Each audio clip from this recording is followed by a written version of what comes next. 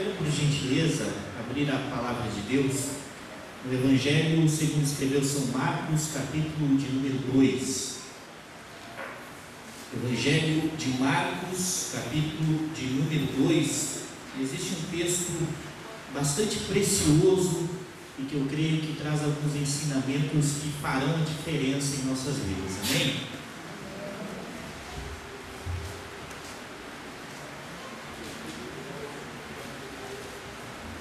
A palavra de Deus nos diz assim: alguns dias depois, Jesus voltou para a cidade de Cafarnaum e logo se espalhou a notícia de que ele estava em casa. Muitas pessoas foram até lá e ajuntou-se também tanta gente que não havia lugar nem mesmo do lado de fora, perto da porta. Enquanto Jesus estava anunciando a mensagem, trouxeram um paralítico. Ele estava sendo carregado por 4 homens, mas por causa de toda aquela gente, eles não puderam levá-lo até perto de Jesus. Então fizeram um buraco no telhado da casa, em cima do lugar onde Jesus estava, e pela abertura desceram o doente, deitando na sua cama. Jesus viu que eles tinham fé e disse ao paralítico: meu filho, os seus pecados estão perdoados. Amém?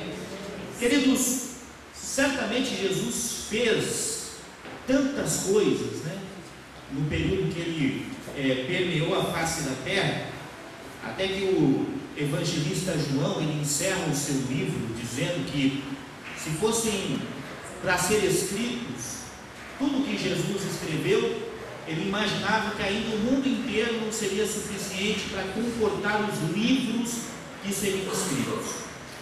Entretanto, os evangelistas Mateus, Marcos, Lucas e João selecionaram algumas passagens de Jesus, alguns ensinamentos e alguns milagres que chegaram até nós na Bíblia Sagrada.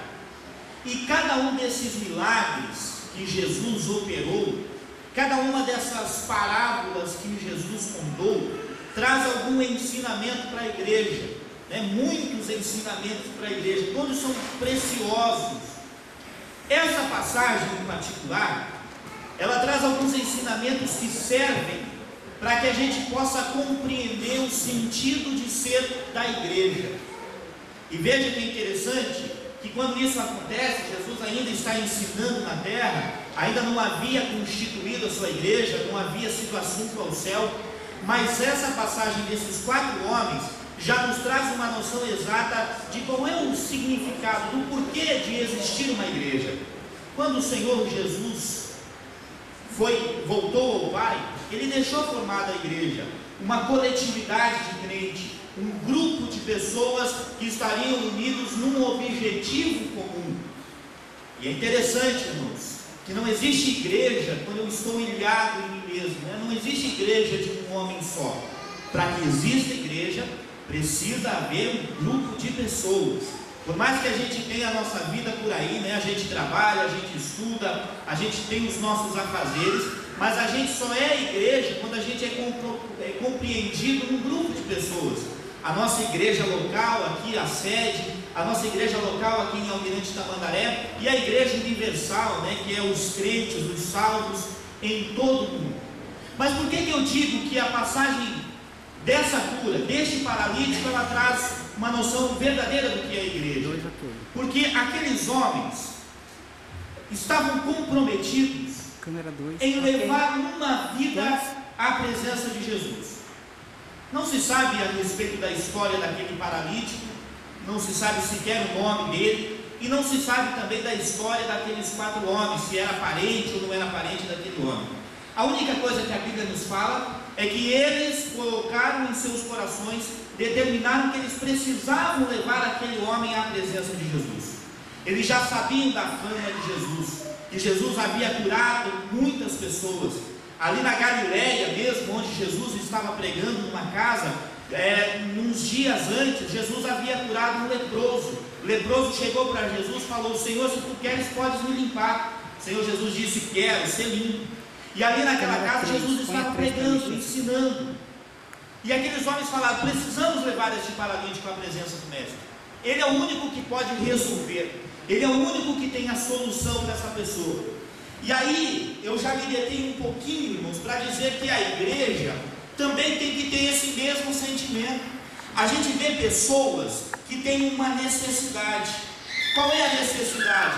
A necessidade de ter um encontro com Deus, porque a Bíblia fala que todos pecaram e foram afastados da presença de Deus.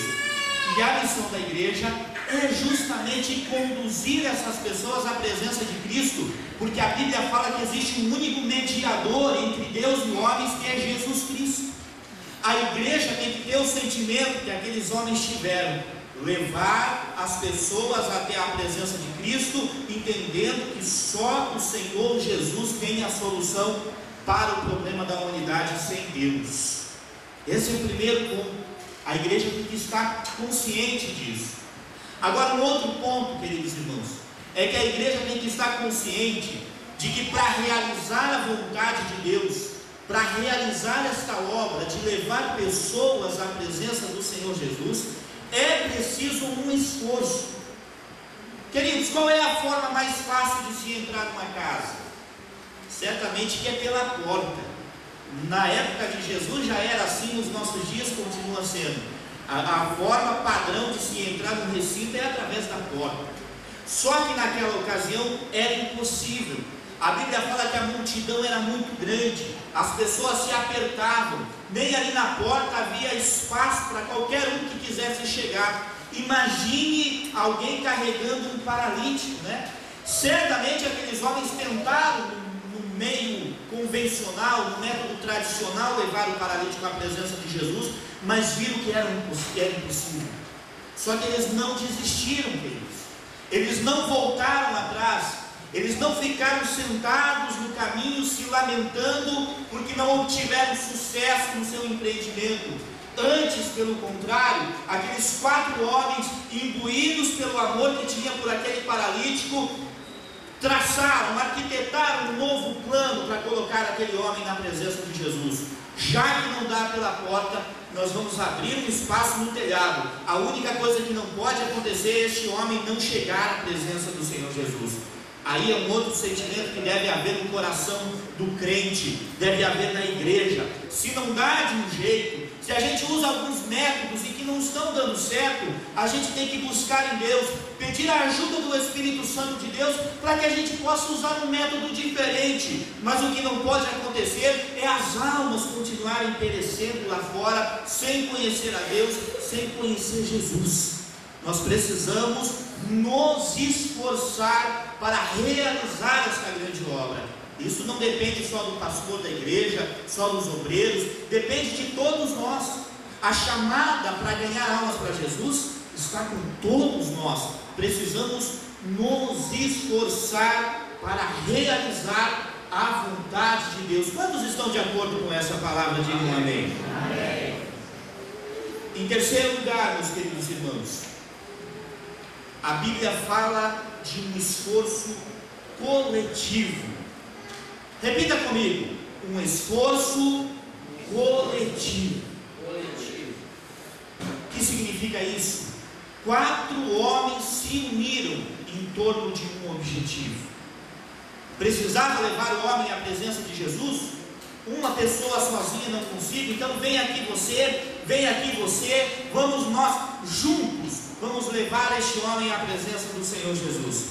A igreja precisa se esforçar coletivamente, o que significa dizer que cada um de nós coloca os nossos talentos à disposição do reino de Deus para fazer alguma coisa pela obra do Senhor.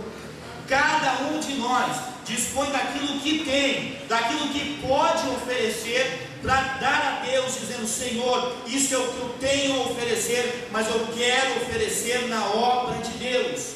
Talentos, haveres, aquilo que a gente tem, queridos, aquilo que o Senhor tem nos dado. E quando a gente faz isso, a gente reconhece exatamente isso. O talento que eu tenho não é porque eu sou bom, não é porque eu comprei, não é porque eu tive alguma qualidade, alguma virtude que me fez ter este talento. foi porque o Senhor Deus me concedeu este talento. E Ele não concedeu este talento a mim e a você em vão. Ele concedeu para que você faça alguma coisa pela obra de Deus. Louvado seja Deus. Quando esses homens, com isso no coração, esforço coletivo, a vontade de levar aquele homem à presença de Deus, do Senhor Jesus, eles colocaram o paralítico ali na presença do mestre, daí o Senhor realizou a obra. E veja o que o evangelista Marcos diz, que o Senhor Jesus, vendo a fé deles, disse ao paralítico: perdoados estão os teus pecados. Algumas vezes a gente até reclama, né, irmãos? Nos nossos dias não se vê alma convertendo. Nos nossos dias, querido, se não está acontecendo, será que não é por causa da nossa pouca fé? Será que o Senhor Deus não precisa enxergar mais fé em mim? Porque eu tenho certeza, querido, se eu tiver fé e colocar em prática essa fé, o Senhor Jesus vai olhar para a minha fé e vai dizer: pela fé dele eu vou realizar. Pela tua fé o Senhor Deus vai realizar. Almas vão se achegar à presença do Senhor Jesus. Veja que aqueles homens só tinham consciência de uma necessidade do paralítico, que era a cura. Só tinha isso em mente. Eles precisavam ver o paralítico caminhando e sabiam que Jesus podia fazer isso. Jesus foi muito além.